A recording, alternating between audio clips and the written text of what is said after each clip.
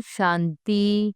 3 फरवरी 2025 के ईश्वरीय महावाक्य। पहले एक नजर मुरली के मुख्य पॉइंट पर। बाबा ने कहा, माया रूपी रावण है ना, सबकी रावण बुद्धि है।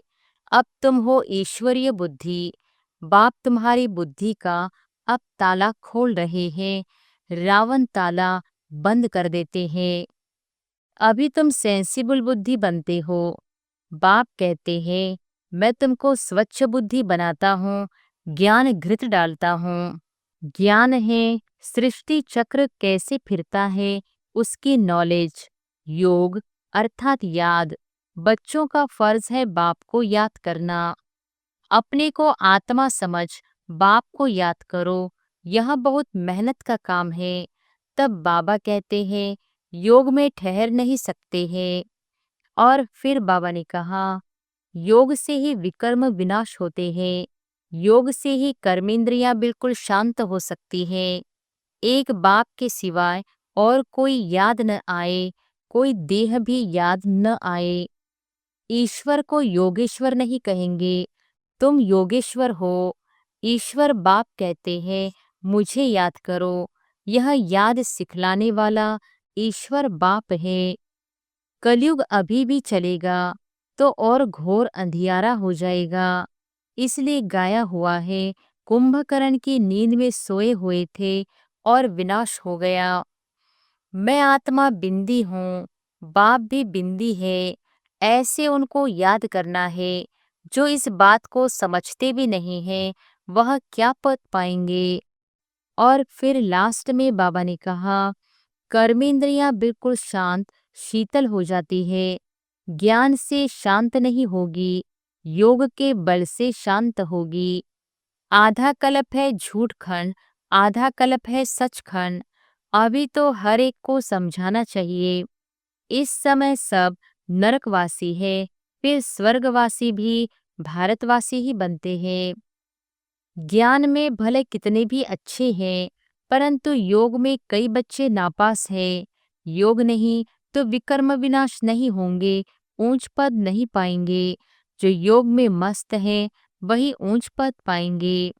ज्ञान तो सहज है, छोटा बच्चा भी सुना दे, बाकी याद में ही मेहनत है। एक की याद रहे, इसको कहा जाता है अव्यभिचारी याद। और अब सुनते हैं महावाक्यों को विस्तार से। मुरली का सार।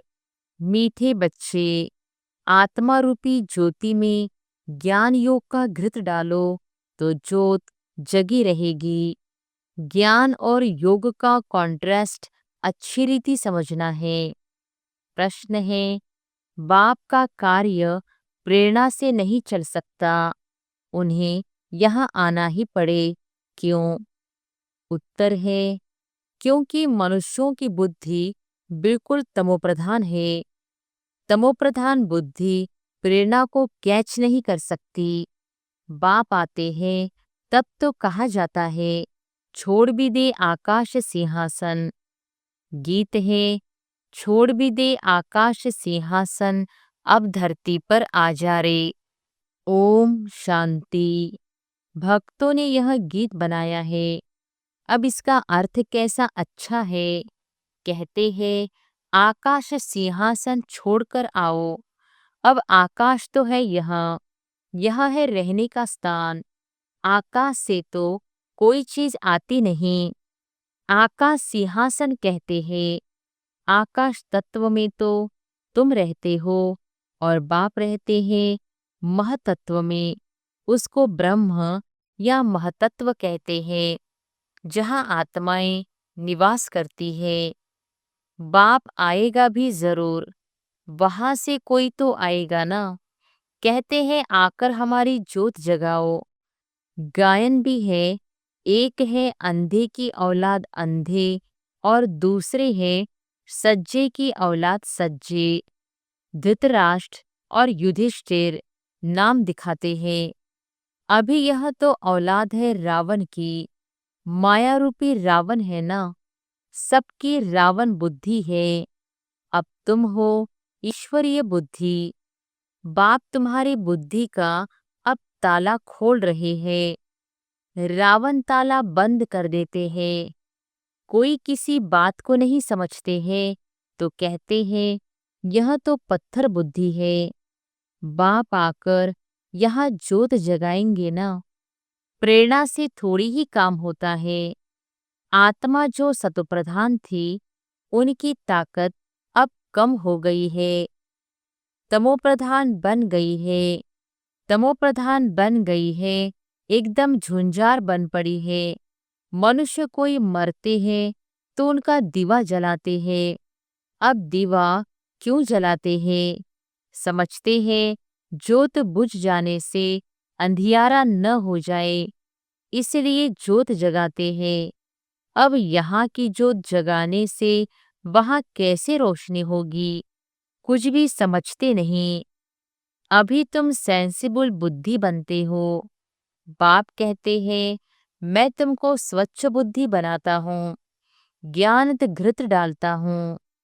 है यह भी समझाने की बात, ज्ञान और योग दोनों अलग चीज है। योग को ज्ञान नहीं कहेंगे। कोई समझते हैं भगवान ने आकर यह भी ज्ञान दिया ना कि मुझे याद करो, परंतु इसे ज्ञान नहीं कहेंगे। यह तो बाप और बच्चे हैं।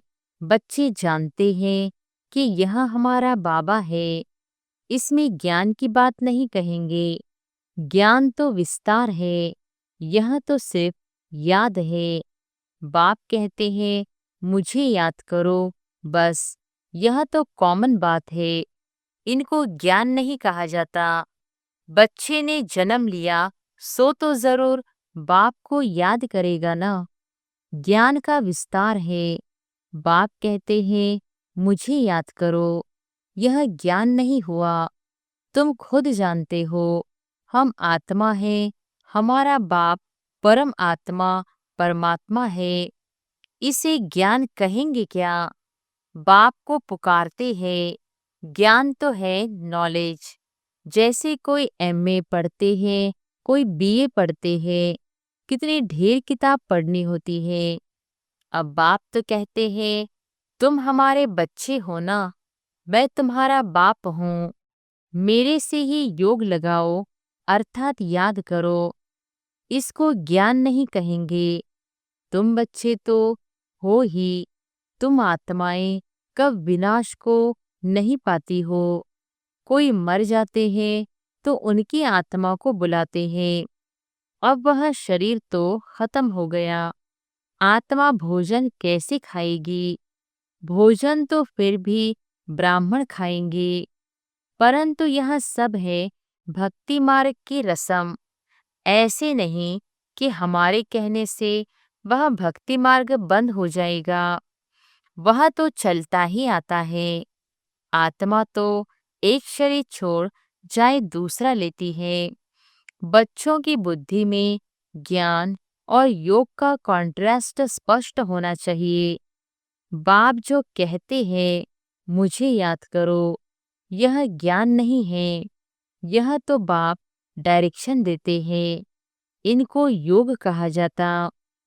ज्ञान है सृष्टि चक्र कैसे फिरता है, उसकी नॉलेज। योग अर्थात याद। बच्चों का फर्ज है बाप को याद करना। वह है लौकिक, यह है पारलौकिक। बाप कहते हैं मुझे याद करो तो ज्ञान अलग चीज हो गई। बच्चे को कहना पड़ता है क्या कि बाप को याद करो? लौकिक बाप तो जन्मते ही याद रहता है। यहाँ बाप की याद दिलानी पड़ती है, इसमें मेहनत लगती है। अपने को आत्मा समझ बाप को याद करो, यह बहुत मेहनत का काम है। तब बाबा कहते हैं योग में ठहर नहीं सकते हैं। बच्चे लिखते हैं बाबा याद भूल जाती है। ऐसे नहीं कहते कि ज्ञान भूल जाता है। ज्ञान तो बहुत सहज है, याद को ज्ञान नहीं कहा जाता। इसमें माया के तूफान बहुत आते हैं। भले ज्ञान में कोई बहुत तीखे हैं, मुरली बहुत अच्छी चलाते हैं, परंतु बाबा पूछते हैं, याद का चार्ट निकालो, कितना समय याद करते हो। बाबा को याद का चार्ट यथार्थ रीति बनाकर दिखाओ। याद की ही मुख्य बात है। पतित ही पुकारते हैं कि आकर पावन बनाओ। मुख्य है पावन बनने की बात। इसमें ही माया के विघ्न पड़ते हैं। शिव भगवानो वॉच, याद में सब बहुत कच्चे हैं। अच्छे अच्छे बच्चे जो मुरली तो बहुत अच्छी चलाते हैं, परंतु याद में बिल्कुल कमजोर है। योग से ही विकर्म विनाश होते हैं। योग से ही कर्मेंद्रियां बिल्कुल शांत हो सकती है। एक बाप के सिवाय और कोई याद न आए, कोई देह भी याद न आए। आत्मा जानती है यह सारी दुनिया खलास होनी है। अब हम जाते हैं अपने घर, फिर आएंगे राजधानी में। यह सदैव बुद्धि में रहना चाहिए। ज्ञान जो मिलता है वह आत्मा में रहना चाहिए। बाप तो है योगेश्वर जो याद सिखलाते हैं। वास्तव में ईश्वर को योगेश्वर नहीं कहेंगे, तुम योगेश्वर हो। ईश्वर बाप कहते हैं मुझे याद करो। यह याद सिखलाने वाला ईश्वर बाप है। वह निराकार बाप शरीर द्वारा सुनाते हैं। बच्चे भी शरीर द्वारा सुनते हैं। कई तो योग में बहुत कच्चे हैं, बिल्कुल याद करते ही नहीं।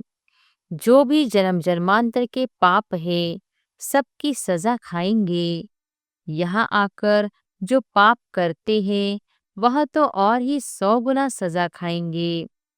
ज्ञान की तिक तिक तो बहुत करते हैं, योग बिल्कुल ही नहीं है, जिस कारण पाप भस्म नहीं होते, कच्चे ही रह जाते हैं। इसलिए सच्ची सच्ची माला 8 की बनी है। 9 रतन गाए जाते हैं। 108 रतन कब सुने हैं? 108 रत्नों की कोई चीज नहीं बनाते हैं। बहुत है जो इन बातों को पूरा समझते नहीं है। याद को ज्ञान नहीं कहा जाता, ज्ञान सृष्टि चक्र को कहा जाता है। शास्त्रों में ज्ञान नहीं है, वह शास्त्र है भक्ति मार्ग के। बाप खुद कहते हैं मैं इनसे नहीं मिलता, साधुओं आदि सबका उद्धार करने मैं आता हूँ। वह समझते हैं ब्रह्म में लीन होना है। फिर मिसाल देते हैं पानी के बुदबुदे का। अभी तुम ऐसे नहीं कहते, तुम तो जानते हो हम आत्माएं बाप के बच्चे हैं। मामेकम याद करो, यह अक्षर भी कहते हैं, परंतु अर्थ नहीं समझते। भले कह देते हम आत्मा है, परंतु आत्मा क्या सुनाते हैं। अभी तुम जानते हो हम आत्माओं का घर वह है, वहाँ सारा सीजरा है। हर एक आत्मा को अपना अपना पाठ मिला हुआ है। सुख कौन देते हैं, दुख कौन देते हैं, यह भी किसको पता नहीं है। परमात्मा क्या है यह ज्ञान बिल्कुल नहीं। यह बाप ही आकर समझाते। भक्ति है रात, ज्ञान है दिन। 63 जन्म तुम धक्के खाते हो। फिर ज्ञान देता हूँ तो कितना समय लगता है? सेकंड। यह तो गाया हुआ है, सेकंड में जीवन मुक्ति। यह तुम्हारा बाप है ना, वही पतित पावन है। उनको याद करने से तुम पावन बन जाएंगे। सतयुग त्रेता द्वापर कलयुग यह चक्र है। नाम भी जानते हैं, परंतु पत्थर बुद्धि ऐसी है, टाइम का किसको पता नहीं है। समझते भी है घोर कलयुग है। अगर कलयुग अभी भी चलेगा तो और घोर अंधियारा हो जाएगा। इसलिए गाया हुआ है कुंभकर्ण की नींद में सोए हुए थे और विनाश हो गया। थोड़ा भी ज्ञान सुनते हैं तो प्रजा बन जाते हैं। कहाँ यह लक्ष्मी नारायण, कहाँ प्रजा। पढ़ाने वाला तो एक ही है। हर एक की अपनी अपनी तकदीर है। कोई तो स्कॉलरशिप ले लेते हैं, कोई फेल हो जाते हैं। राम को बाण की निशानी क्यों दी है? क्योंकि नापास हुआ। यह भी गीता पाठशाला है। कोई तो कुछ भी मार्क्स लेने लायक नहीं। मैं आत्मा बिंदु हूँ, बाप भी बिंदी है। ऐसे उनको याद करना है। जो इस बात को समझते भी नहीं हैं, वह क्या पद पाएंगे? याद में न रहने से बहुत घाटा पड़ जाता है। याद का बल बहुत कमाल करता है। कर्मेंद्रियां बिल्कुल शांत शीतल हो जाती है। ज्ञान से शांत नहीं होंगी, योग के बल से शांत होंगी। भारतवासी पुकारते हैं कि आकर हमको वह गीता का ज्ञान सुनाओ। अब कौन आएगा? श्री कृष्ण की आत्मा तो यहाँ है। कोई सिंहासन पर थोड़ी ही बैठते हैं, जिसको बुलाते हैं। अगर कोई कहे हम क्राइस्ट की आत्मा को याद करते हैं, अरे वह तो यहाँ ही है। उनको क्या पता कि क्राइस्ट की सोल यहाँ ही है, वापिस जा नहीं सकती। लक्ष्मी नारायण पहले नंबर वालों को ही पूरे 84 जन्म लेने होते हैं और फिर वापिस जा कैसे सकते? वह सब हिसाब है ना। मनुष्य तो जो कुछ बोलते हैं सो झूठ। आधा कल्प है झूठ खंड, आधा कल्प है सचखंड। अभी तो हर एक को समझाना चाहिए। इस समय सब नरकवासी है, फिर स्वर्गवासी भी भारतवासी ही बनते हैं। मनुष्य कितने वेद शास्त्र उपनिषद आदि पढ़ते हैं, क्या इससे मुक्ति को पाएंगे? उतरना तो है ही। हर चीज सतो रजो तमो में जरूर आती है। न्यू वर्ल्ड किसको कहा जाता है? किसको भी यह ज्ञान नहीं है। यह तो बाप सम्मुख बैठ समझाते हैं। देवी देवता धर्म कब किसने स्थापन किया? भारतवासियों को कुछ भी पता नहीं है। तो बाप ने समझाया है। ज्ञान में भले कितने भी अच्छे हैं, परंतु योग में कई बच्चे नापास है। योग नहीं तो विकर्म विनाश नहीं होंगे, ऊंच पद नहीं पाएंगे। जो योग में मस्त है वही ऊंच पद पाएंगे। उनकी कर्मेंद्रियां बिल्कुल शीतल हो जाती है। देह सहित सब कुछ भूल देही अभिमानी बन जाते हैं। हम अशरीरी हैं। अब जाते हैं घर। उठते बैठते समझो अब यह शरीर तो छोड़ना है। हमने पार बजाया, अब जाते हैं घर। ज्ञान तो मिला है। जैसे बाप में ज्ञान है, उनको तो किसको याद नहीं करना है। याद तो तुम बच्चों को करना है। बाप को ज्ञान का सागर कहा जाता है। योग का सागर तो नहीं कहेंगे ना। चक्र का नॉलेज सुनाते हैं और अपना भी परिचय देते हैं। याद को ज्ञान नहीं कहा जाता। याद तो बच्चे को आप ही आ जाती है। याद तो करना ही है, नहीं तो वर्षा कैसे मिलेगा? बाप है तो वर्षा जरूर मिलता है। बाकी है नॉलेज, हम 84 जन्म कैसे लेते हैं?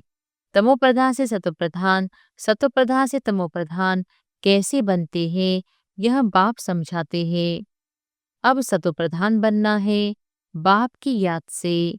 तुम रूहानी बच्चे रूहानी बाप के पास आए हो, उनको शरीर का आधार तो चाहिए ना।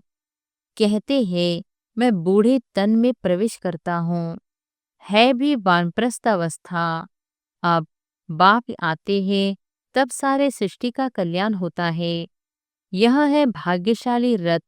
इनसे कितनी सर्विस होती है। तो इस शरीर का भान छोड़ने के लिए याद चाहिए। इसमें ज्ञान की बात नहीं, जास्ती याद सिखलानी है। ज्ञान तो सहज है, छोटा बच्चा भी सुना दे। बाकी याद में ही मेहनत है। एक की याद रहे, इसको कहा जाता है अव्यभिचारी याद। किसके शरीर को याद करना, वह है व्यभिचारी याद। याद से सबको भूल अशरीरी बनना है। अच्छा।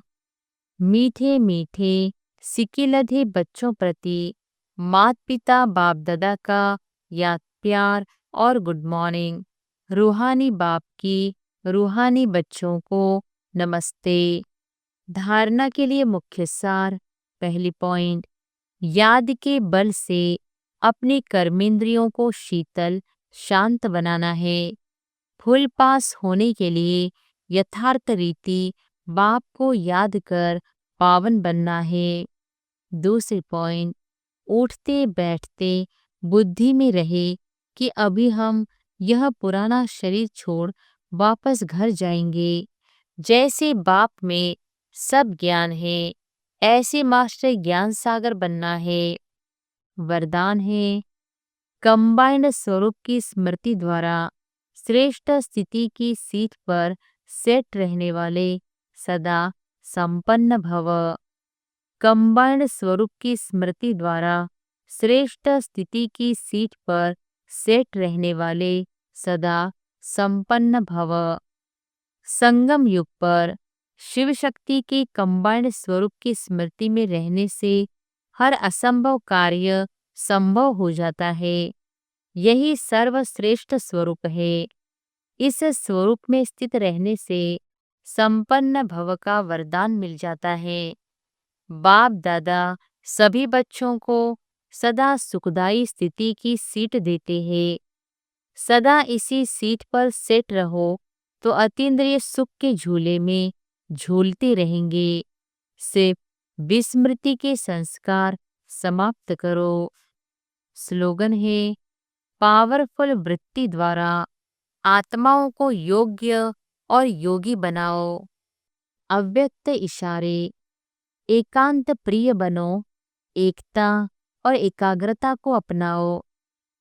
एक मत का वातावरण तब बनेगा जब समाने की शक्ति होगी। तो भिन्नता को समाओ, तब आपस में एकता से समीप आएंगे और सर्व के आगे दृष्टांत रूप बनेंगे। ब्राह्मण परिवार की विशेषता है अनेक होते भी एक। यह एकता का वाइब्रेशन सारे विश्व में एक धर्म एक राज्य की स्थापना करेगा। इसलिए विशेष अटेंशन देकर भिन्नता को मिटाकर एकता लानी है। अच्छा, ओम शांति।